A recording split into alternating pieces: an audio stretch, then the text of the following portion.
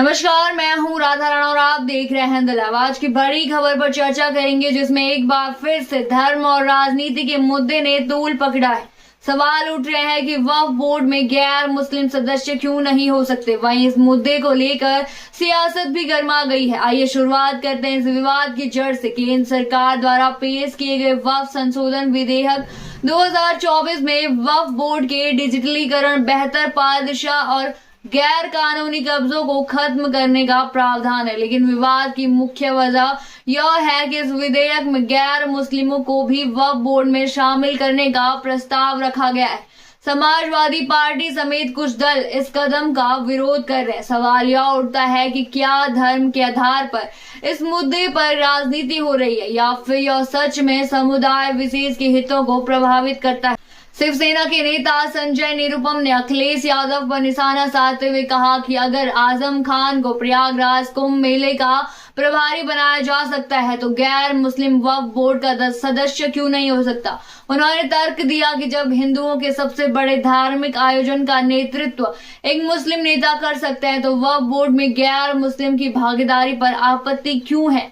दूसरी ओर समाजवादी पार्टी ने इस विधेयक का कड़ा विरोध किया है। उनका तर्क है कि वक्फ बोर्ड की संरचना और प्रबंधन का काम मुस्लिम समुदाय के लोगों तक ही सीमित नहीं रहना चाहिए।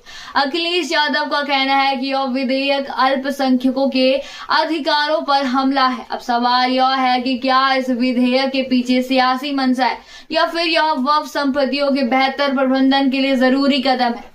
इस मुद्दे पर जनता की राय भी बटी हुई है। कुछ लोगों का कहना है कि धर्म से ऊपर उठकर पारदर्शिता और ईमानदारी से प्रबंधन किया जाना चाहिए। वहीं अन्य लोग इसे अल्पसंख्यकों के अधिकारों का हनन मानते हैं। राजनीतिक विश्लेषक मानते हैं कि यह विवाद आने वाले चुनावों को देखते हुए और भी गहरा सकता है। 1995 में बने वक्फ अधिनियम के बाद भी वक्फ संपत्तियों का दुरुपयोग, भ्रष्टाचार और अवैध कब्जे जैसे मुद्दे सामने आते रहे।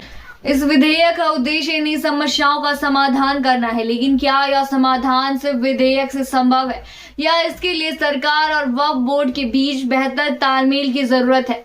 कुछ विशेषज्ञों का कहना है कि धर्म के आधार पर किसी भी संगठन की संरचना तय करना उचित नहीं है। अगर वक्फ बोर्ड में गैर मुस्लिमों को शामिल किया जाता है तो यह एक सकारात्मक कदम हो सकता है, लेकिन इसके लिए समुदाय का विश्वास जीतना जरूरी है।